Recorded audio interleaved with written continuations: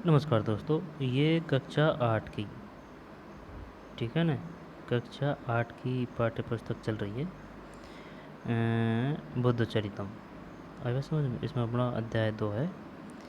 शानदार बुक है, परीक्षा की दृष्टि से भी महत्वपूर्ण है, क्योंकि यहाँ से क्वेश्चन आते हैं कि जैसे बताइए, निम्नलिखित को व्यवस्थित कीजिए। गृह त्याग, अभिनिष्क्रमण, ठीक है ना? और लास्ट में क्या हुआ था, महापरिनिर्माण वगैरह वगैरह को व्यवस्थित कीजिए। या फिर बुद्ध ने कौन कौन से दृश्य देखे थे जिनसे वैराग्य की भावना उत्पन्न हुई, निम्नलिखित को व्यवस्थित कीजिए। तो सबसे पहले क्या देखा था, वृद्ध, इसके बाद में रोगी, इसके बाद में मृत्यु। ठीक है, माता का नाम क्या था, पिताजी का नाम क्या था, पत्नी का नाम क्या था, पुत्र का नाम क्या था, कौन सा वंश में संबंधित थे, वगैरह वगैरह। तो चलिए शुरू करते हैं। अभी निष्कर्मण। और वैसे ये कहानी चल रही है गृह त्याग। शाक्त पुत्र सिद्धार्थ को विविध प्रकार के आमोद प्रमोद तथा भोग विलासों द्वारा लुभाने का प्रयत्न किया गया, परंतु उसे उनमें न शांति मिली न सुख। जैसे कोई सिंह विषाक्त बाण के लग जाने पर बहुत बेचैन हो जाता है, वैसे ही राजकुमार बेचैन हुआ था। इसलिए उसके मन में शांति प्राप्ति के लिए वन की ओर जाने की इच्छा हुई। उसने अपने कुछ घनिष्ठ मित्रों को साथ लिया और वन जाने के लिए महाराज से आज्ञा मांगी। आज्ञा प्राप्त कर राजकुमार सिद्धार्थ अपने मित्रों के साथ राजभवन से निकला। सुंदर घोड़ों पर सवार होकर वह सुदूर वन प्रांत की ओर चल पड़ा। रास्ते में उसने जुते हुए खेतों को देखा। खेतों में हल से उकड़ी हुई घास तथा अन्य खरपतवार देखे। हल्की जुताई से मरे हुए कीड़ों मकोड़ों को देखकर राजकुमार हृदय द्रवित हो गया। उसका मन शोक से भर गया। वह विह्वल होकर घोड़े की पीठ से उतर गया और धरती पर इधर उधर घूमने लगा। राजकुमार का मन जन्म और मृत्यु के विषय में सोचते सोचते बहुत व्याकुल हो गया। मन को एकाग्र करने की इच्छा से राजकुमार ने अपने मित्रों को वहीं रोक दिया और उसमें सामने जामुन के पेड़ के नीचे बैठकर ध्यान करने लगे। थोड़ी देर ध्यान करने पर कुछ स्थिर हुआ। वह राग देश से मुक्त होकर तर्कसंगत विचारों में डूब गए। धीरे धीरे उसने मानसिक समाधि प्राप्त की और उसे शांति और सुख का अनुभव हुआ। धीरे धीरे सिद्धार्थ में मन में सांसारिक जीवन की गति स्पष्ट होने लगी। उसे लगा लोग अज्ञानवश ही जरा व्याधि और मृत्यु की उपेक्षा कर रहे हैं। वह सोचने लगा, क्या मैं इन्हीं की तरह इनकी उपेक्षा करूं? नहीं, मेरे लिए उचित नहीं होगा। इस प्रकार के विचारों से उसका अहंकार समाप्त हो गया। अब वह हर्ष, संताप और संदेह से मुक्त हो। समय वह निद्रा में इस समय वह न निद्रा में था न तंद्रा में। वह अब उसके मन में किसी के लिए न राग था और न द्वेष। इस मानसिक समाधि से सिद्धार्थ की बुद्धि जब निर्मल हो गई तो उसे भिक्षु वेश में एक पुरुष दिखाई दिया।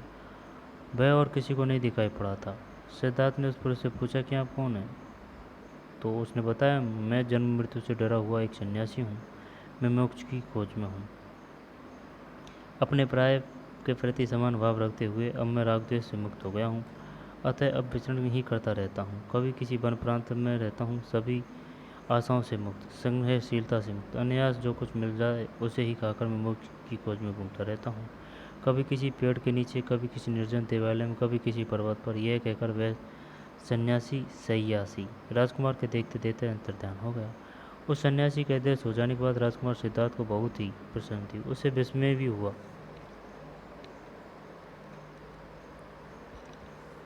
उसे विस्मय भी हुआ।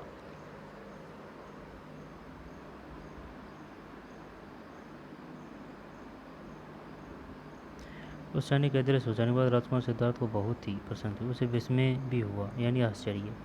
उसे धर्म का ज्ञान प्राप्त हो गया था, इसलिए उसने अब अपने मन में घर त्यागने का संकल्प कर लिया। जितेंद्र राजकुमार ने वहीं से बन जाने का प्रयत्न नहीं किया, वरन वह प्रसन्नतापूर्वक अपने मित्रों को साथ लेकर नगर की ओर चल पड़ा। राजकुमार जब अपने राजमहल की ओर चल रहा था तो राजकुमार में किसी राजकन्या ने उसे देखा और हाथ जोड़कर कहा, हे विशाल नयन, आप जिस स्त्री के पति हैं वह निश्चित ही निवृत्त है, सुखी है। राजकुमार को इस निवृत्त शब्द के श्रवण मात्र से परम शास्त्री का अनुभव हुआ। वह निर्माण के विषय में सोचने लगा। राजकुमार इसी भाव के साथ सीधा राजसभा में पहुंचा, जहां मंत्रियों के बीच राजा वैसे ही सुशोभित हो रहे थे जैसे देवताओं की सभा में इंद्र। राजकुमार ने हाथ जोड़कर पहले राजा को प्रणाम किया, फिर सभी ने निवेदन किया, हे नरदेव, मैं अब मोक्ष प्राप्ति के लिए संन्यास लेना चाहता हूँ। आप कृपा कर मुझे आज्ञा प्रदान करें, क्योंकि यह निश्चित है कि एक न एक दिन मेरा और आपका वियोग होगा। अतः अभी जाने की आज्ञा प्रदान कर मुझे उपकृत करें। राजकुमार के वचनों को सुनकर राजा उसी तरह कांप गए जिस तरह कोई वृक्ष हाथी की रगड़ से कांप जाता है। उनका गला भर गया। उन्होंने कुमार का हाथ पकड़ कर कहा, हे तात, इस तरह के विचारों को तुम त्याग दो। अभी संन्यास लेने का समय तो मेरा है। तुम तो पुरुषार्थ करो, राजलक्ष्मी का भोग करो, गृहस्थ धर्म का पालन करो। युवावस्था में सुख भोगने के बाद तुम तपोवन में प्रवेश करना। यह तुम्हारे संन्यास ग्रहण करने का समय नहीं है।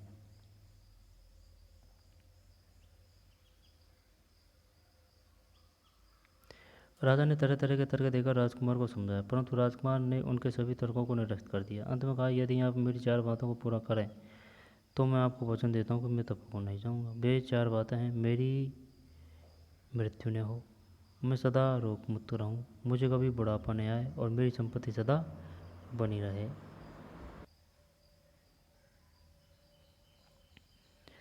राजा ने तरह तरह के तर्क देकर राजकुमार को समझाया, परंतु राजकुमार ने उनके सभी तर्कों को निरस्त कर दिया। अंत में कहा, यदि आप मेरी 4 बातों को पूरा कर दें तो मैं आपको वचन देता हूँ कि मैं तपोवन नहीं जाऊँगा।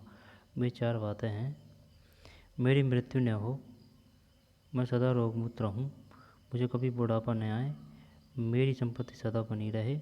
राजकुमार सिद्धार्थ की इन असंभव बातों को सुनकर महाराज सुधोधन चकित हो गए। उन्होंने उसे बहुत समझाया और कहा, हे पुत्र, ऐसी ऊटपटांग बातें मत करो, मेरा हृदय फटा जा रहा है। देखो, तर्कहीन बातें करने वाला व्यक्ति सदा उपहास का पात्र होता है, अतः तुम इस विचार को छोड़ दो। परंतु राजकुमार ने उनकी एक भी बात न मानी और अंत में कहा, न सही मेरी बातों में कोई तर्क, किंतु मुझे लगता है कि जिस घर में आग लग गई हो उससे निकल जाना ही श्रेयस्कर है। जब मेरा आपका वियोग निश्चित है तो धर्मपालन के लिए उस वियोग को मैं अभी क्यों न चुन लूँ, नहीं तो मृत्यु तो अलग करेगी ही।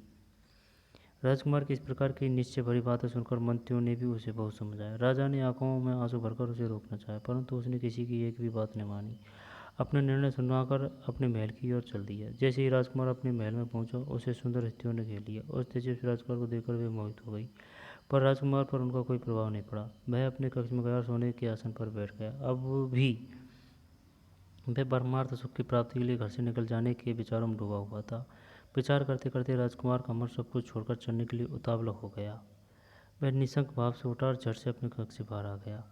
वहाँ राजकुमार ने सोते हुए अश्वरक्षक छंदक को जगाया और कहा, हे छंदक, तुम शीघ्र कंतक घोड़ों को ले आओ। ये क्वेश्चन आता है भाई।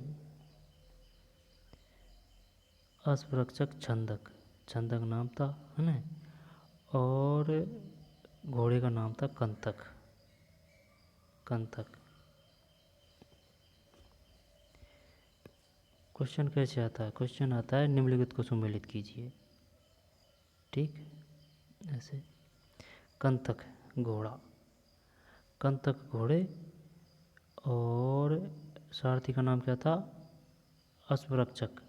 अश्वरक्षक का नाम है छंदक, यानी कि घोड़ों का रक्षक। छंदक को जगाया और कहा, हे छंदक, तुम शीघ्र कंतक घोड़े को ले आओ। मैं अभी अमृत प्राप्ति के लिए जाना चाहता हूँ। आज मेरे हृदय में संतोष है, बुद्धि में दृढ़ निश्चय है, मेरा लक्ष्य मेरे सामने है। लगता है मेरे जाने का समय आ गया है। छंदक से कहा, किसको लाने के लिए? कंतक घोड़े। अश्वरक्षक छंदक राजा की इच्छा को जानता था, लेकिन उसने चुपचाप राजकुमार की आज्ञा का पालन किया। वह शीघ्र ही अश्वशाला में गया और वहां से वेगवान अश्वकंतक को ले आया। राजकुमार ने घोड़े के शरीर पर हाथ फेरा, कहा, हे तुरंग श्रेष्ठ, तुम पर सवार होकर हमारे राजा ने अनेक शत्रुओं को जीता है। अब तुम ऐसा करो जिससे मुझे अमृत पद की प्राप्ति हो। इसका लाभ तुम्हें भी होगा, तुम्हें पूर्ण मिलेगा। इसलिए तुम मेरे हित के लिए और जगत के कल्याण के मुझे शीघ्र ही यहाँ से निकाल ले चलो। इस प्रकार उस श्वेत अश्व को समझाकर राजकुमार उस पर सवार हो गया। ऐसा लगता था जैसे शरदकालीन मेघ पर सूर्य सवार हो गया हो। वह घोड़ा इस तरह चलने लगा जैसे किसी प्रकार की आवाज़ न हो, कोई परिजन जागे नहीं। बिना हिननाए वह शीघ्र राजभवन के द्वार पर आ गया। राजमहल के द्वार अपने आप खुल गए, सभी प्रहरी सो गए और राजकुमार अपने दृढ़ संकल्प के साथ अपने हितैषी पिता, प्रिय पुत्र, अनुरक्त गृहलक्ष्मी और अन्य प्रियजनों को त्याग कर नगर से बाहर निकल गया।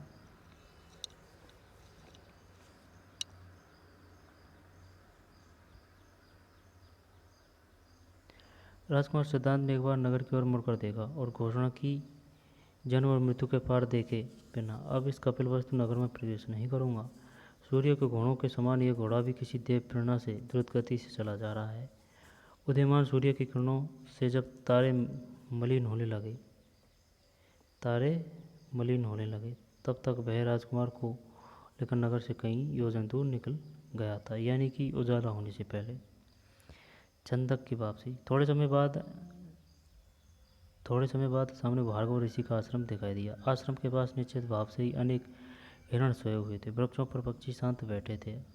आश्रम की यह शोभा देखकर राजकुमार प्रसन्न हुआ और उसे लगा कि यह कृतार्थ हो गया। उसकी सारी थकान जाती रही। आश्रम के द्वार पर पहुंचकर तपस्या को सम्मान देने के लिए वह विनम्र भाव से घोड़े की पीठ से उतर गया। घोड़े से उतरकर राजकुमार ने पहले अपने घोड़े को सहलाया, उसे पुचकारा और कहा, हे बस, तुमने मुझे पार उतार दिया। फिर स्निग्ध दृष्टि से छंदक को निहारते हुए कहा, छंदक, ए स्वयं गरुड़ के समान द्रुत गति से चलने वाले इस घोड़े के साथ साथ दौड़कर तुमने जो मुझमें भक्ति दिखाई है उससे मेरा मन जीत लिया है। मैं तुमसे पूरी तरह संतुष्ट हूँ, क्योंकि तुम्हारे मन में इसके लिए किसी फल की कामना नहीं। मैं और क्या कहूँ, तुमने मेरा प्रिय कार्य किया है। अब तुम घोड़े को लेकर लौट जाओ। मुझे मेरा गंतव्य मिल गया है। किससे है ये, किससे हो रही है बात?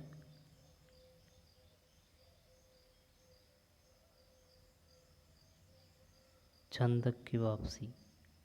घोड़े का नाम क्या था?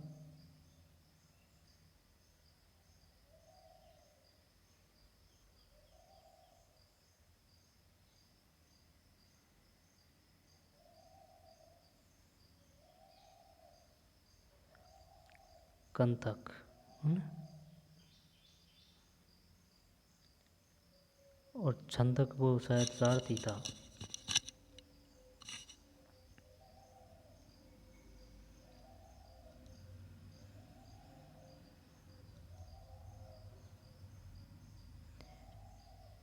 क्योंकि तुम्हारे मन में इसके लिए किसी फल की कामना नहीं। और मैं क्या कहूँ, तुमने मेरा प्रिय कार्य किया है। अब तुम घोड़े को लेकर लौट जाओ।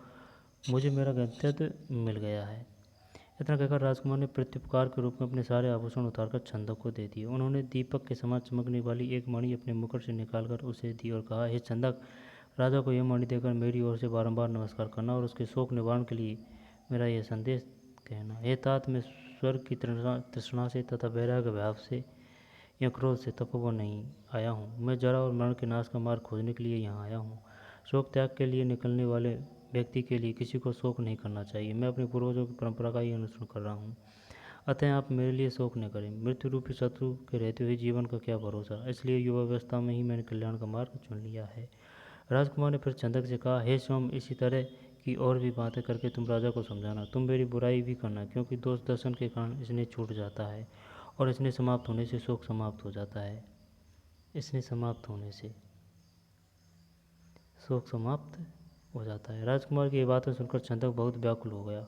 उसकी आंखों से आंसू बहने लगे। उसने हाथ जोड़कर भरे गले से कहा, हे स्वामी, स्वजनों को दुख देने वाले आपके इन विचारों से मेरा मन दल दल में फंसे हाथी के समान व्यथित हो रहा है। आपके इस निर्णय से किसे कष्ट नहीं होगा। कहाँ कोमल शैया पर सोने योग्य यह शरीर, कहाँ ये कंठ का कीर्ण कठोर तपोभूमि। न जाने न जाने आपको यहाँ तक कैसे ले आया।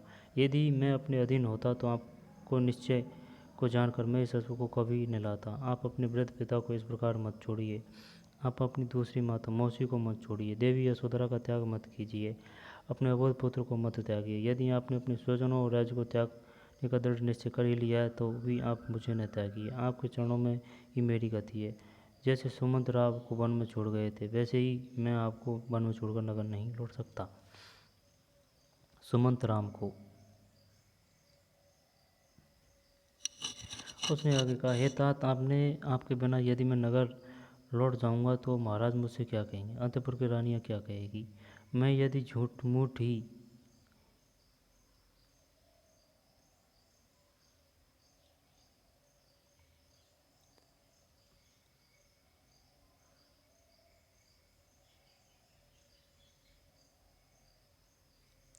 झूठ मूठ भी आपकी बुराई करूंगा तो भी उस पर कौन विश्वास करेगा। इसलिए हे दयालु, आप करुणा कर मुझ पर प्रसन्न हो और घर लौट चलें। चंदक की इन बातों को सुनकर कुमार ने बड़े धैर्य और शांति के साथ उसे पुनः समझाया। कहा, चंदक, स्नेह के कारण चाहे हम स्वजनों को न छोड़ें, फिर भी वे एक न एक दिन मृत्यु के कारण छूट ही जाते हैं। जिस माँ ने मुझे कष्टपूर्वक गर्भ में धारण किया, वह माँ अब कहाँ है? वह माँ अब कहाँ है और मैं कहाँ हूँ? जैसे रात को पक्षी एक वृक्ष पर एकत्र होते हैं और प्रातःकाल फिर अलग हो जाते हैं, उसी तरह सब लोग मिलते हैं फिर अलग हो जाते हैं। इसलिए तुम संताप छोड़ो और नगर लौट जाओ। यदि तुम्हारा मन माने तो भी तुम मेरे साथ चले आना। अभी तो तुम कपिलवस्तु लौट जाओ और मेरी प्रतीक्षा कर रहे लोगों को समझाओ, लौट जाओ। यदि तुम्हारा मन न माने तो फिर तुम मेरे पास चले आना।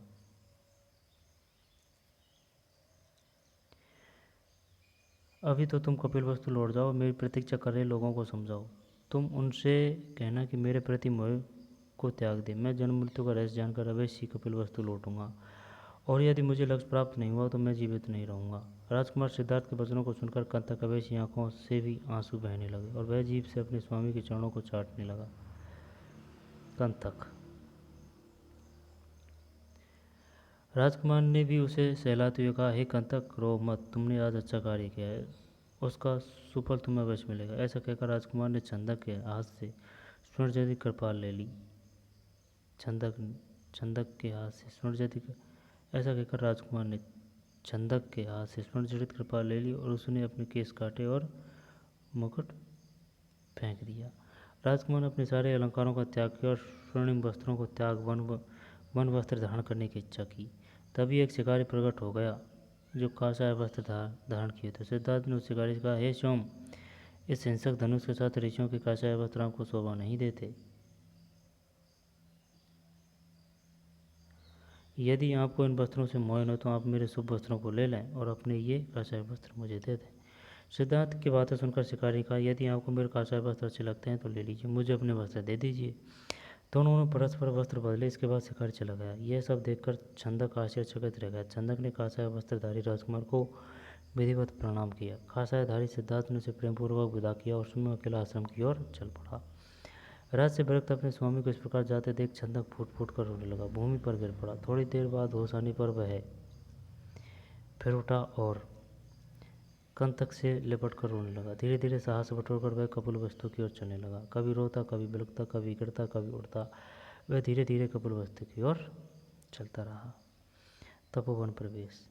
जाते हुए छंदों को विदा कर जब सिद्धार्थ ने किसी सिद्ध योगी की तरह आश्रम में प्रवेश किया तो उनके स्वरूप से सारा आश्रम अभिभूत हो गया। उनके शरीर पर कोई राजचिन्ह नहीं था, फिर भी सभी आश्रमवासियों की दृष्टि उनकी ओर अनायास से आकृष्ट हुई। जो किसान अपनी स्त्रियों के साथ खेत की ओर जा रहे थे वे सिद्धार्थ की ओर देख रहे थे। जो ब्राह्मण कुमार हाथों में समीधा और फूल लिए हुए लौट रहे थे एकटक कुमार की ओर देखते रह गए और अपने मठ की ओर जाना भूल गए। खसाया वेशधारी सिद्धार्थ को देखकर आश्रम के मोर प्रसन्न होकर बोलने लगे। चंचल नेत्र वाले मृग चरना भूलकर उनके सामने आकर खड़े हो गए और कामों के कथनों से स्वतः दूध चूने लगा। आश्रम के ऋषि मुनियों ने जब दूर से ही सिद्धार्थ को देखा तो चकित हो गए और कहने लगे, क्या यह 8वां वसु है? यह अश्विनी कुमारों में से कोई एक है जो स्वर्ग से पृथ्वी पर आ गया है। इस तरह इंद्र के समान शरीर वाले इस कुमार ने सहसा सूर्य के समान अपने प्रकाश से सभी के मन को प्रकाशित कर दिया। आश्रम में प्रवेश करने के बाद आश्रमवासियों ने सिद्धार्थ का स्वागत किया, उनका अभिनंदन किया और कुशल समाचार पूछे। सिद्धार्थ ने भी सभी आश्रमवासियों का अभिनंदन किया। मोक्ष चाहने वाले कुमार ने स्वर्ग चाहने वाले आश्रमवासियों के साथ बातचीत की और तपोवन का निरीक्षण किया। उन्होंने आश्रम की सारी गतिविधियों की जानकारी प्राप्त की और तपस्या के विविध रूपों के विषय में चर्चा की। प्रारंभिक परिचय के बाद उन्होंने आश्रम के तपस्वी साधकों से कहा, आज मैं पहली बार आश्रम देख रहा हूँ, मैं यहाँ के नियमों से नितांत अपरिचित हूँ, कृपया आप बताइए कि आपका लक्ष्य क्या है, आप क्या कर रहे हैं। तब एक तपस्वी ने उन्हें विभिन्न प्रकार की साधनों के विषय में बताया और उनके फलों की जानकारी दी। उन्होंने बताया कि कुछ तपस्वी पक्षियों की तरह बीन बीन कर अन्न चुनते हैं, कुछ मृगों की तरह तृण चरते हैं, कुछ बोवियों में सांपों के साथ रहकर वायु पर ही जीवित रहते हैं, कुछ जटाधारी साधु मंत्रों से अग्नि में आहुति देते हुए कुछ जल में प्रवेश कर मछलियों के साथ रहते हैं। इस तरह विविध प्रकार की कठोरता बहुत समय तक करने के बाद श्रेष्ठ साधक स्वर्ग प्राप्त करते हैं तथा निष्कृष्ट साधु पुनः धरती पर जन्म लेते हैं। अंत में तपस्वी ने कहा, दुख के मार्ग पर चलने से भी सुख मिल सकता है और सुख ही धर्म का मूल है। सुख सुखी धर्म का मूल है। राजकुमार सिद्धार्थ ने तपस्वियों की सारी बातें ध्यान से सुनी, परंतु उन्हें उनकी बातों से संतुष्ट नहीं हुआ। उन्होंने मन ही मन कहा, विभिन्न प्रकार की ये तपस्याएं दुख रूप ही है और इन तपस्याओं का फल स्वर्ग है, किंतु जब सब कुछ परिवर्तनशील है तब इन आश्रमवासियों का परिश्रम भी स्थायी फल देने वाला नहीं हो सकता। उन्हें लगा जैसे कुछ लोग इस लोक में सुख पाने के लिए कष्ट भोगते हैं, वैसे ही ये लोग स्वर्ग सुख भोगने के लिए कष्ट भोग रहे हैं। यह निंदनीय तो नहीं, परंतु बुद्धिमानों को कुछ ऐसा करना चाहिए कि फिर करने के लिए कुछ न बचे। यह निंदनीय तो नहीं, परंतु बुद्धिमानों को कुछ ऐसा करना चाहिए कि फिर करने के लिए कुछ न बचे। राजकुमार ने आगे सोचा, यही यदि इस श्लोक में शरीर पीड़ा सहना धर्म है तो निश्चित ही शरीर के सुख को अधर्म कहना चाहिए। उन्हें लगा यह शरीर तो मन के अधीन है, मन के अनुसार ही यह कर्मों में प्रवृत्त है और उनसे निवृत्त होता है, अतः मन का दमन करना ही उचित होगा। इस तरह विचार करते करते शाम हो गई। फिर धीरे धीरे उन्होंने उस वन में प्रवेश किया जहाँ यज्ञ का धुआं फैला हुआ था। अग्निहोत्र की पूर्णाहुति दी जा रही थी। ऋषिगण एकत्रित थे। उनके मंत्रों के स्वरों से देव मंदिर गूंज रहा था और सारा वातावरण उनकी सुगंध से परिपूर्ण था। राजकुमार सिद्धार्थ ने इस आश्रम में कई दिन बताए। उन्होंने यहाँ पर चल रही सारी तप विधियों का गहन अध्ययन और परीक्षण किया, किंतु उन्हें इन तप विधियों से संतोष नहीं मिला। अतः एक दिन उन्होंने इस तपोवन को छोड़ देने का निश्चय किया। कुछ ही दिनों में राजकुमार सिद्धार्थ के रूप, व्यवहार और विचारों से उस तपोभूमि के सभी निवासी ऐसे प्रभावित हो गए थे कि जब वे आश्रम से जाने लगे तो सभी उनके पीछे पीछे चलने लगे। तब सिद्धार्थ ने देखा कि सभी आश्रमवासी उनके पीछे पीछे चले आ रहे हैं, तो वे रुके और एक सुंदर वृक्ष के नीचे बैठ गए और सारे आश्रमवासी उन्हें घेर कर खड़े हुए। उनमें से एक वृद्ध साधु ने बड़े आदर के साथ उनसे कहा, हे तात, आपके आने से यह आश्रम भरा भरा सा लगने लगा था और अब आपके जाने से ये सूना सूना सा होता जा रहा है, इसलिए आप इसे न छोड़ें। यहाँ निकट ब्रह्मा ऋषियों, राज ऋषियों, देव ऋषियों द्वारा सेवित हिमालय है, चारों ओर पवित्र तीर्थ स्थान है। क्या आपने इस आश्रम में किसी को नकारा या संकुचित विचार वाला देखा है, किसी को अपवित्र देखा है जिसके कारण आप यहाँ रहना नहीं चाहते? आपको जब तक अच्छा लगे तब तक आप यहीं रहें। ये तपस्या अपनी तपस्या में आपको सहायक बनाना चाहते हैं। आपके यहाँ रहने से इन सबका अभ्युदय होगा। उस वृद्ध तपस्वी के विनय वचनों को सुनकर राजकुमार ने कहा, हे तपोधन, आप सबने मेरे प्रति ऐसे भाव व्यक्त करके मुझे जो स्नेह और आदर दिया है उससे मैं अभिभूषा हो गया हूँ। आप लोगों को छोड़ने में मुझे भी वैसा ही दुख हो रहा है जैसे अपने बंधुओं को छोड़ने पर होता है, किंतु आपका सबका धर्म स्वर्ग के लिए है और मेरी अभिलाषा मोक्ष की है, इसलिए मैं इस तपोवन को छोड़ना चाहता हूँ। क्या यहाँ के प्रति मेरे मन में न अरुचि है और न ही मैंने यहाँ कोई अपकार दुराचार देखा। आप महर्षि सदृश हैं, पूर्व युग के अनुरूप धर्म में प्रतिष्ठित है, परंतु इसमें मेरी कोई रुचि नहीं है, इसलिए मैं यहाँ से जा रहा हूँ। इस तरह तपस्वी कुमार के मनोहर, अर्थयुक्त और स्निग्ध वचन सुनकर सभी अत्यंत संतुष्ट हुए। तभी उनके बीच से एक भस्म लगाए तपस्वी बोला, हे प्राग, आप निश्चय सचमुच ही प्रशंसनीय है।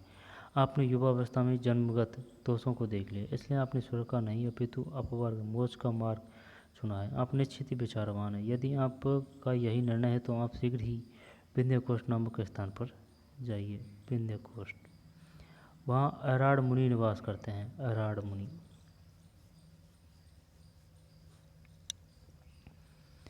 विंध्यकोष्ठ, वहाँ अराड़ मुनि निवास करते हैं। आप मुझसे तत्वज्ञान सुनिए और यदि आपको रुचि का लगे तो स्वीकार कीजिए, परंतु आपको देखकर मुझे लग रहा है कि आप में जो अगाध गंभीरता है, जो तेज है तथा जो लक्षण, उनके कारण आप स्वयं उस पद को प्राप्त करेंगे जो पहले किसी अन्य ऋषि महर्षि से प्राप्त नहीं किया है।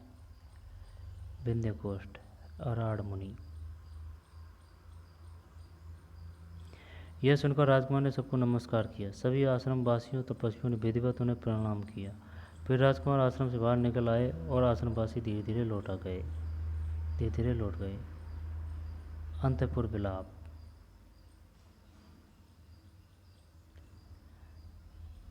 अपने स्वामी के तपोवन जाने के बाद अश्व रक्षक छंदक धीरे धीरे अपने घोड़े के साथ कपिलवस्तु की ओर जाने लगा। स्वामी के विरल में अत्यंत व्याकुल था। अश्रु थम नहीं रहे थे। जाते समय जिस मार्ग को उसने केवल एक रात में पूरा किया था, उसी मार्ग को पूरा करने में उसे 8 दिन लगे। यद्यपि घोड़ा कंतक चल रहा था, पूर्ववत अलंकृत भी था, फिर भी शोक भाव के कारण वह अत्यंत मलिन और निस्तेज लग रहा था। जब से उसके स्वामी तपोवन गए हैं तब से घोड़े ने न घास खाई है, नहीं पानी पिया है। इस तरह धीरे धीरे दोनों में कपिल वस्तु में प्रवेश किया।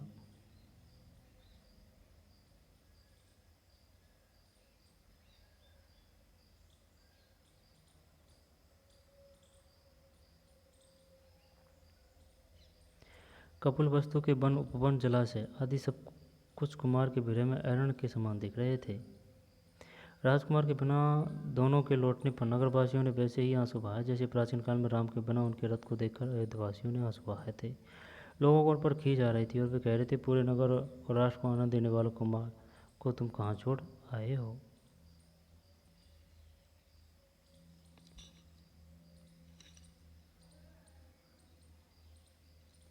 बेचारा चंदक सबसे यही कहता कि मैंने कुमार को नहीं छोड़ा, वरन वे ही मुझे निर्जन में रोता हुआ छोड़कर चले गए। चंदक की वाचा सुनकर नागरिक कहते, तुमने उन्हें किस वन में छोड़ा है? हम सब वहीं जाएंगे, क्योंकि उनके बिना यह नगर तो वन के समान हो गया है। नगर की जो स्त्री अपने घरों के झरोकों में झांक रही थी, वे राजकुमार के बिना घोड़े को देखकर रोने लगी। अश्रुपूर्ण नेत्रों के साथ कंतक ने जब राजमहल में प्रवेश किया तो आर्द्र स्वर में हिननाकर उसने अपना दुख प्रकट किया। उसकी हिननाहट सुनकर राजमहल के सभी पक्षी और घोड़े आर्तनाद करने लगे। इस कोलाहल सुनकर लोगों को लगा जैसे राजकुमार लौट आए हैं। वे जिस स्थिति में थे उसी स्थिति में बाहर आ गए, परंतु जब उन्हें ज्ञात हुआ कि राजकुमार नहीं आए तो सभी दुखी हो गए और रोने लगे। रानी गौतमी बिलख बिलख कर रोने लगी। अंतपुर की अनेक स्त्रियां शोक के कारण चेतना शून्य हो गई। यह सब कुछ देख और सुनकर यशोधरा शोक और क्रोध से भरकर छंदक से बोली, अरे छंदक, रात को मुझ विवश सोती छोड़कर तुम मेरे मनोरथ को कहाँ छुड़ाए? अरे निर्दयी, अब तुम क्यों रो रहे हो? तुम हमारे हितैषी हो और तुम्ही ने इस कुल का नाश कर दिया। अरे यह कंतक अब क्यों हिनना रहा है? रात के अंधेरे में जब यह कुमार को लेकर गया तब क्या यह गूंगा हो रहा था? यशोधरा के वचन सुनकर छंदक और भी रोने लगा। फिर जैसे तैसे अपने आप को संभाल कर बोला, हे देवी, आप कंतक की निंदा न करें और नहीं मुझे दोष दें, क्योंकि हम उस रात पे बस थे। राजा के आदेश को जानते हुए भी मैं किसी देवी प्रेरणा से घोड़ा ले आया और बिना थके रात भर उनके पीछे चलता रहा। घोड़े के चलने पर भी उसके खुरों से किसी तरह की ध्वनि नहीं आई। राजभवन और नगर के सभी द्वार अपने आप खुल गए और सभी बहरी सो गए। इस सब को कोई देवी विधान ही मानना चाहिए। तभी तो राजकुमार ने अपना मुकुट उतार फेंका और काया स्वस्थ धारण कर लिए। हे देवी, इन सब के पीछे न मेरी छाती न घोड़े की, लगता है यह सब कुछ देवी प्रेरणा से ही हुआ है। चंदक के मुख से कुमार के जाने की यह अद्भुत कथा सुनकर अंतपुर की सभी स्त्रियां विषाद से भर गई और फूट फूट कर रोने लगी। मौसी गौतमी बिलख बिलख कर रो रही थी और बार बार मूर्छित हो जाती थी। यशोधरा तो रो रो कर कहती थी कि मैं अभागिन हूँ, तभी तुम मुझे छोड़कर गए हैं। मेरी न स्वर्ग प्राप्ति की इच्छा है न कोई और। मैं तो बस यही चाहती हूँ कि मुझे इस लोक में या परलोक में किसी प्रकार भूले नहीं। हाय, उस मनस्वी का रूप ही सुकुमार था। उसका हृदय तो अत्यंत कठोर और निर्दयी था, तभी तो वह अपने बाल पुत्र को छोड़कर चले गए हैं। मेरा हृदय अवश्य पत्थर या लोहे का बना है, तभी तो फट नहीं रहा है। इस तरह विलाप करते करते यशोधरा मूर्छित हो गई और अंतपुर की अन्य स्त्रियां भी बिलख बिलख कर रोने लगी। पुत्र को प्राप्त करने के लिए राजा सुधोधन देव मंदिर में हवन आदि अनुष्ठान कर रहे थे, परंतु जब उन्होंने सुना कि छंदक और कंतक लौट आए और कुमार ने संन्यास ग्रहण कर लिया तो वे व्याकुल होकर पृथ्वी पर गिर पड़े। राजा सुधोधन रो रो कर कहने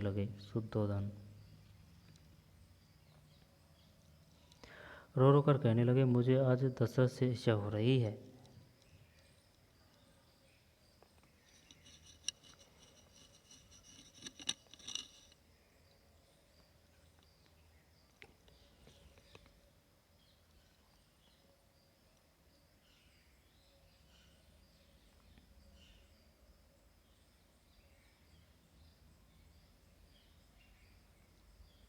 राजा सुधोधन रो रो कर कहने लगे, मुझे आज दशरथ से ईर्ष्या हो रही है, जो अपने पुत्र राम के बन जाने पर तत्काल स्वर्ग चले गए।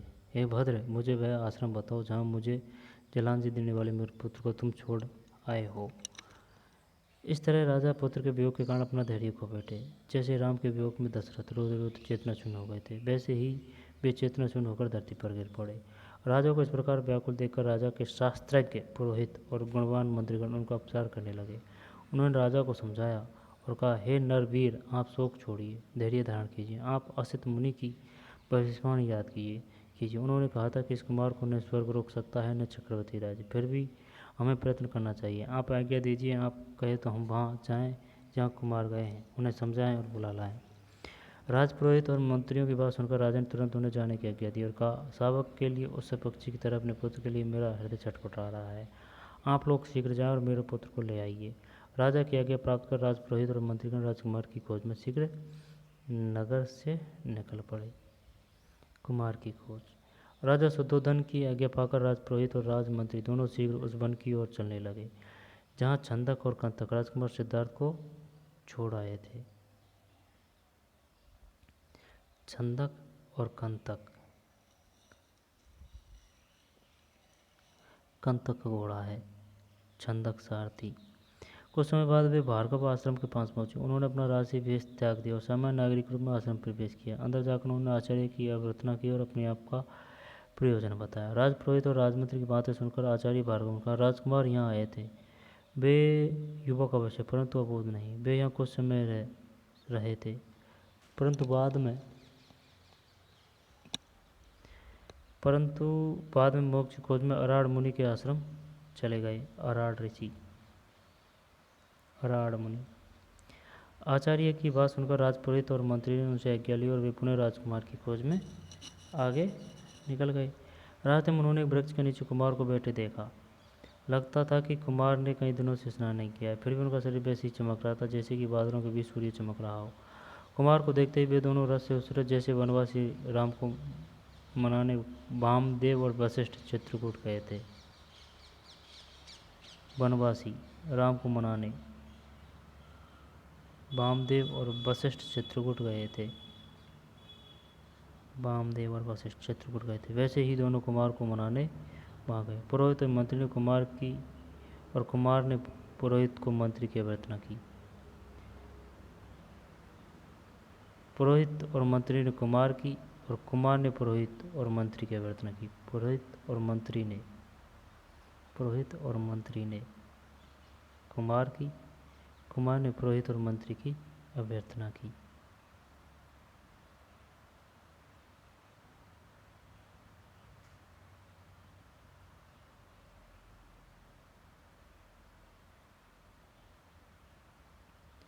दोनों कुमार की आज्ञा प्राप्त करके उनके पास बैठ गए। वृक्ष के नीचे बैठे कुमार को पुरोहित ने समझाया, हे कुमार, आपके वियोग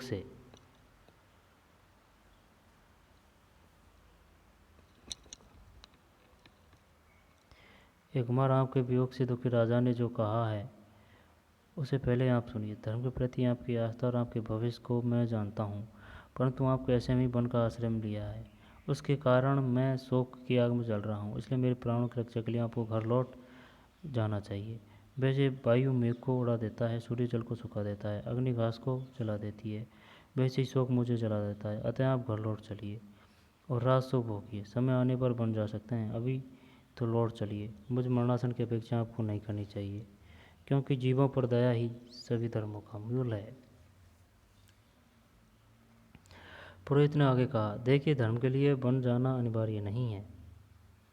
पुरोहित ने आगे कहा, देखिए, धर्म के लिए बन जाना अनिवार्य नहीं है। सभी प्रकार के सुख भोगते हुए अनुग्रस्त राजाओं ने मोक्ष प्राप्त किया है। ध्रुव के अनुज बलि और वज्रबाहु, विधेय राजा जनक और राम ऐसे ही राजा थे। इसलिए आप भी इन्हीं के तरह ज्ञान और राजलक्ष्मी दोनों का सुख एक साथ भोगिए। मेरी तो यही इच्छा है कि मैं आपको राज्याभिषेक करूं और उसमें शहर से वन को चला जाऊं। हे कुमार, राजा के अश्रुसिक्त वचनों को सुनकर आपको राजा के स्नेह को मान देना चाहिए, जैसे भृगुपुत्र परशुराम ने, दशरथ पुत्र राम ने तथा गंगा पुत्र भीष्म पितामह ने अपने पिता की आज्ञा मानी थी। भृगुपुत्र परशुराम के पिताजी का नाम था भृगु। दशरथ पुत्र राम ने तथा गंगा पुत्र भीष्म पितामह ने अपने पिता की आज्ञा मानी थी, वैसे ही आपको भी अपने पिता की आज्ञा माननी चाहिए। आपको पोषण करने वाली माता अभी जीवित है, पर वे उसी तरह निरंतर क्रदन करती रहती है जैसे अपने बछड़े के न रहने पर गाय रोती रहती है। हंस से वियुक्ति हंसनी की तरह व्याकुल अपनी पत्नी को आप सनाथ कीजिए। अपने अबोध पुत्र को अपना प्यार दीजिए। नगर तथा अंतपुर के सभी लोग शोकाकुल हैं, अपने दर्शन से उनका शोक दूर कीजिए। राजपुरोहित के इन वचनों को सुनकर कुमार सिद्धार्थ ने सविनय उत्तर दिया, हे तात, मैं पुत्र के प्रति पिता के प्रेम को जानता हूँ और यह भी जानता हूँ कि राजा का मेरे प्रति विशेष प्रेम है। ये जानते हुए भी जरा, व्याधि और मृत्यु से डरकर ही मैंने लाचारी में स्वजनों को छोड़ा है। संयोग के बाद वियोग अविस्मरणीय है, इसलिए मैं स्नेही पिता को अभी छोड़ रहा हूँ, अन्यथा अपने प्रिय प्रियजनों को कौन नहीं देखना चाहेगा। मेरे कारण राजा को शोक हुआ है, यह मुझे अच्छा नहीं लगा, परंतु मिलन स्वप्न के समान होता है और वियोग के दिन शाश्वत है। इसमें संताप का कोई कारण नहीं, संताप तो अज्ञान के कारण ही होता है। कुमार ने आगे कहा, मनुष्य पूर्वजन के स्वजनों को छोड़कर यहाँ आता है, फिर यहाँ स्वजनों को छोड़कर चला जाता है। कुमार ने आगे कहा, मनुष्य पूर्व जन्म के स्वजनों को छोड़कर यहाँ आता है और फिर यहाँ स्वजनों को छोड़कर चला जाता है। जब गर्भ से लेकर सभी अवस्थाओं तक मृत्यु सामने खड़ी है, तो मोक्ष के लिए किसी हल विशेष की क्या प्रतीक्षा। राजा मेरे लिए राज्य छोड़ना चाहते हैं, यह उनकी उदारता है, किंतु मेरे लिए अप्रत्य के समान एक ग्रह है। धर्म की खोज में मैं वन में आया हूँ, मेरे लिए अब अपनी प्रतिज्ञा को तोड़कर घर लौटना उचित नहीं होगा। मैं अब घर और बंधुओं के बंधन में नहीं पड़ना चाहता।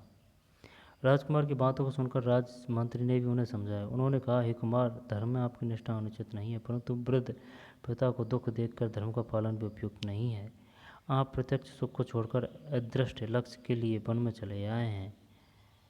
प्रत्यक्ष सुख को छोड़कर, इसमें कोई बुद्धिमानी नहीं है। कुछ लोग पुनर्जन्म को ही नहीं मानते, ऐसी स्थिति में प्रत्यक्ष प्राप्त लक्ष्मी को उपभोग करना ही उचित है। शास्त्रों का विधान है कि संतान उत्पत्ति द्वारा, पितृण, वेदों के अध्ययन द्वारा, ऋषिरण और यज्ञों के द्वारा देवऋण से मुक्त होना ही मोक्ष है। इसलिए हे सौम्य, यदि आपकी रुचि मोक्ष में है तो शास्त्रानुसार आचरण कीजिए, इससे आपको मोक्ष भी मिलेगा और पिता का शोक भी नष्ट हो जाएगा। आपको तपोवन से घर लौटने में किसी प्रकार का संकोच नहीं करना चाहिए, क्योंकि पहले भी अपनी प्रजा के अनुरोध पर राजा अम्बरीश वन से घर लौट आए थे। राजा अम्बरीश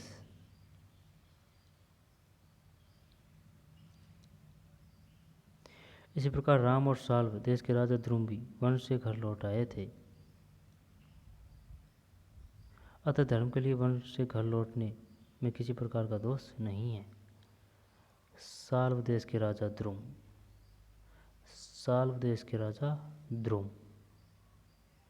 और राजा अम्बरीश, एक तो राजा अम्बरीश, राम और साल्व देश के राजा ध्रुव।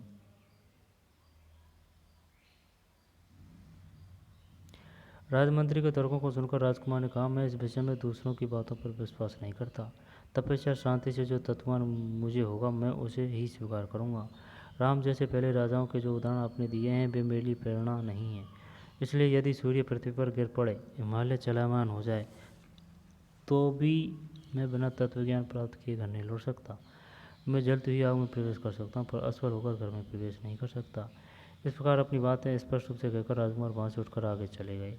राजकुमार और राजमंत्री राजकुमार के दृढ़ निश्चय को सुनकर बहुत दुखी हुए। कुछ समय तक वे कुमार के पीछे पीछे चले, फिर निराश होकर नगर की ओर लौटने लगे। उन्होंने राजकुमार की गतिविधि के बारे में सूचना देने के लिए कुछ गुप्तचरों को नियुक्त किया। राजा से अब क्या कहेंगे, कैसे उन्हें समझाएंगे, यही सोचते हुए कपिल वस्तु की ओर चलने लगे।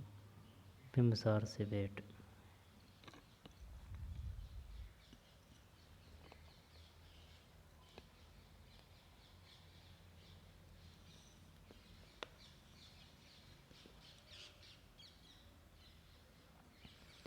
राजपुरोहित और राजमंत्री को छोड़कर राजकुमार आगे चले गए। कुछ समय बाद उन्होंने उत्ताल तरंगों वाली गंगा को पार किया और धन से संपन्न राजगृह नामक नगर में प्रवेश किया। चारों ओर पर्वतों, सुरक्षित और पवित्र तप्त कुंडों से युक्त इस नगर में उन्होंने वैसे ही प्रवेश किया जैसे स्वर्ग में स्वयंभू ब्रह्मा ने प्रवेश किया था। शिव के समान दृढ़व्रती राजकुमार के गार्भीय तथा तेज के कारण नगर के लोग उन्हें विस्मय से निहारते रहे। उनका ऐसा प्रभाव था कि जो लोग जा रहे थे वे रुक गए, जो रुके हुए थे वे उनके पीछे पीछे चलने लगे, जो जल्दी जल्दी जा रहे थे वे धीरे धीरे चलने लगे और जो बैठे थे वे खड़े हो गए। किसी ने आगे बढ़कर अपने हाथों से उनकी पूजा की, किसी ने सिर झुकाकर उन्हें प्रणाम किया और किसी ने मधुर शब्दों में उनका अभिनंदन किया। उनको देखकर जो लोग सुसज्जित थे वे विचित्र वेशभूषा धारण किए हुए थे, वे लज्जित हो गए और जो वाचाल थे वे मौन हो गए। उनकी भ्रुकुटी, ललाट, मुख, नेत्र, शरीर, हाथ पैर, चलने की गति जो भी जिसने देखी वह देखिए वह वही देखता रह गया। उस प्रत्यक्ष धर्म की मूर्ति के सामने सभी ढके से रह गए।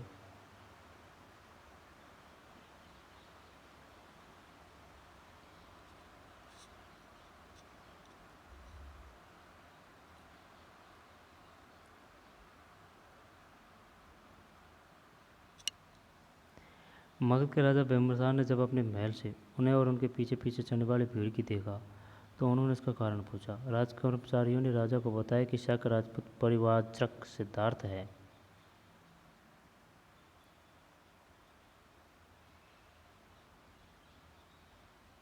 शक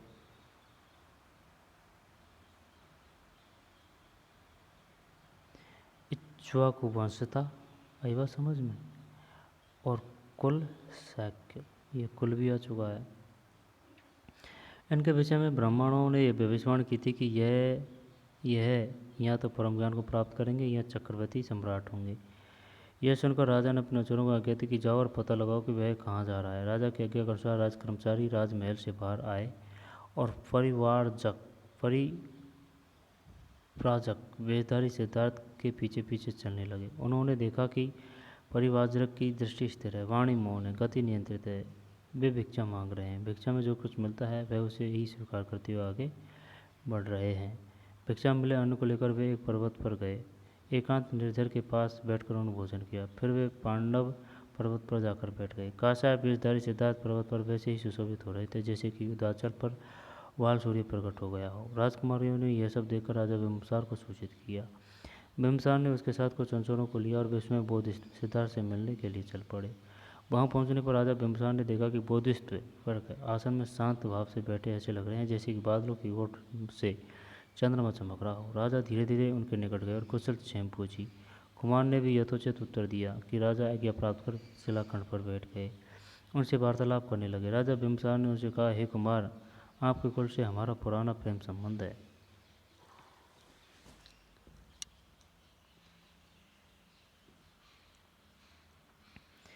हे मित्र, मेरी बात सुनिए। आप सूर्यवंश महान है, आपका सूर्यवंश महान है और आपकी अवस्था अभी नहीं है। फिर क्यों आपकी बुद्धि स्वाभाविक क्रम तोड़कर राज्य में न रमकर भिक्षावृत्ति में रमी? आपका शरीर तो अभी लाल चंदन के लेप योग है, काषाय वस्त्र धारण करने लायक नहीं है।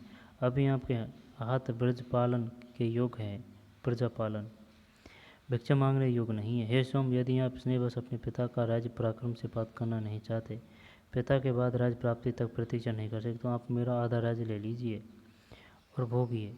आप मेरे साथ मैत्री कीजिए। यदि आपको अपने कुल के अभिमान के कारण मुझ पर विश्वास नहीं है तो मेरी प्रबल सेना की सहायता से शत्रुओं को जीतिए।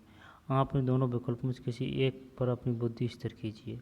धर्म, अर्थ और काम का सेवन कीजिए। यदि संपूर्ण पुरुषार्थ की प्राप्ति की इच्छा है तो त्रिवर्ग धर्म, अर्थ, काम का सेवन कर अपना जन्म सफल कीजिए।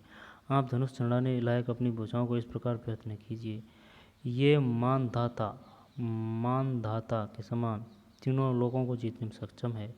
पर पृथ्वी की तो बात ही क्या। निश्चय ही यह सब कुछ मैं स्नेहवश ही आपसे कह रहा हूँ, नए ऐश्वर्य के राज से, नए अभिमान से। आपको भिक्षु वेश में देखकर मुझे दया आती है और रोना भी आता है। जब तक बुढ़ापा आपके रूप को नहीं मिटा देता तब तक विषयों को भोगिए। यह धर्मप्रिय समय अनुसार ही धर्माचरण करना चाहिए।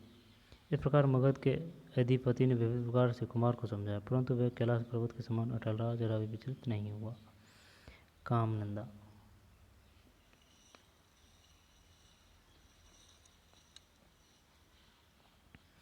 मगधराज से मुक्त अपने लक्ष्य के लिए प्रतिकूल बात सुनकर भी सिद्धार्थ ने शांतिपूर्वक निर्विकार भाव से उत्तर देते कहा, हे हर्यकवंशी राजा, ए हर्यकवंशी राजा,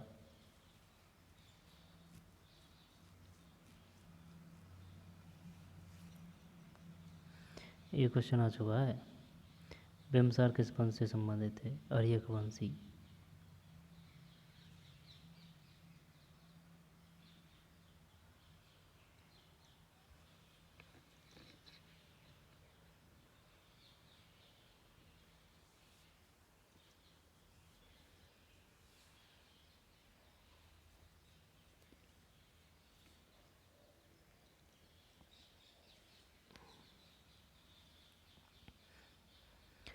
हे हर्यवंशी राजा, आपने अपने मित्र के पक्ष में जो भी कुछ कहा वह आश्चर्यजनक नहीं है। पूर्वजों की मैत्री को सज्जन अपनी प्रीति परंपरा से और भी बढ़ाते हैं। सचमुच जो धनहीन मित्र की सहायता करता है वही सच्चा मित्र कहलाता है। इसलिए हे राजन, मित्रता और सज्जनता के कारण मैं आपको उत्तर तो नहीं दे सकता, परंतु अनुनय अवश्य करना चाहता हूँ। मैं तो जरा और मृत्यु के भय से ही मौत की इच्छा से धर्म की शरण में आया हूँ। इसलिए मैंने काम को त्यागा है और उसी के साथ अपने बंधुओं को भी छोड़ा है। मैं सांपों से, वज्रपात से तथा प्रचंड अग्नि से भी उतना नहीं डरता जितना मैं विषयों से डरता हूँ। मैं सांपों से, वज्रपात से तथा प्रचंड अग्नि से भी उतना नहीं डरता जितना मैं विषयों से डरता हूँ। काम अनित्य है, वह ज्ञान रूपी धन का चोर है। वह मोह माया में बांधता है। जैसे पवन प्रेरित अग्नि ईंधन से तृप्त नहीं होती, वैसे ही विषय त्रसित व्यक्ति कभी विषय भोगों से तृप्त नहीं होता। जैसे अनंत नदियों के गिरने से भी समुद्र की तृप्ति नहीं होती, वैसे ही काम के भोग से मनुष्य को कभी तृप्ति नहीं मिलती। देखिए, देवों द्वारा स्वर्ण की वर्षा किए जाने पर भी, सभी द्वीपों को जीतने के बाद और इंद्र का आधा आसन प्राप्त करने के बाद भी मानदाता को तृप्ति नहीं मिली। विषयों का चिंतन भी अमंगल है, इसलिए सज्जन काम का त्याग करते हैं। यह जानकर इस काम के विष को कौन ग्रहण करेगा?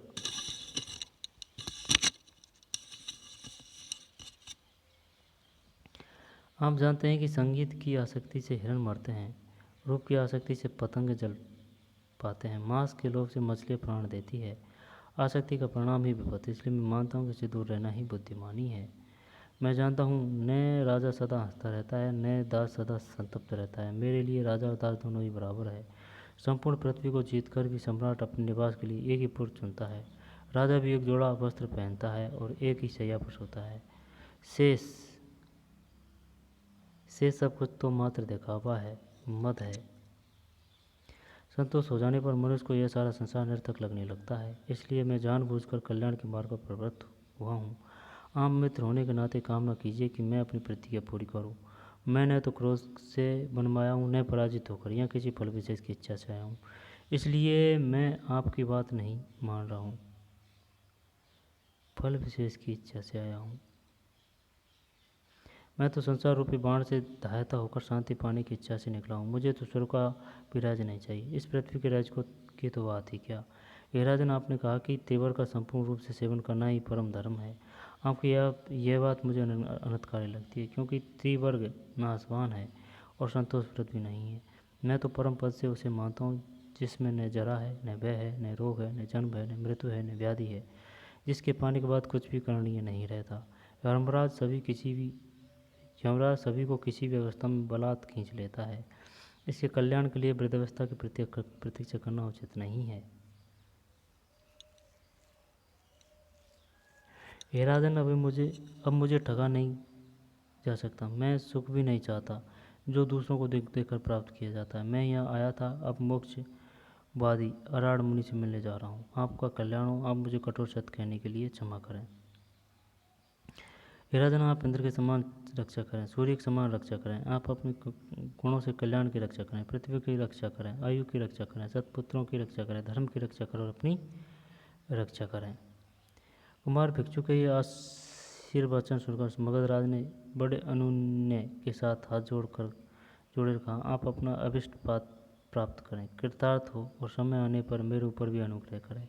अच्छा, ऐसा ही हो, कहकर सिद्धार्थ वहाँ से वैश्वानर आश्रम की ओर चल दिए। मगधराज भी सिद्धार्थ के परिवारजक रूप से विस्मित होकर अनुचरों के साथ राजगृह की ओर लौट गए। मगधराज बिंबिसार प्रसन्न। सिद्धार्थ को निर्माण के विषय में पहली प्रेरणा किस प्रकार मिली? राजकुमार ने तपोवन ले जाने के लिए राजा के समक्ष क्या क्या शर्तें रखी? छंदक कौन था? छंदक सारथी था, कंतक घोड़ा था। सिद्धार्थ ने उसे नींद से क्यों जगाया? उसे ले जाने के लिए, वनगमन, गृह त्याग के लिए। सिद्धार्थ से अलग होने पर छंदक और कंतक की दशा का वर्णन अपने शब्दों में कीजिए। तपोवन में सिद्धार्थ ने तपस्वियों को क्या करने के लिए कहा? तपोवन में सिद्धार्थ ने तपस्वियों को वन से लौटने के संबंध में राजमंत्री तर्क सुनकर सिद्धार्थ ने क्या कहा? बिम्बसार ने सिद्धार्थ की सहायता के लिए क्या प्रस्ताव रखा?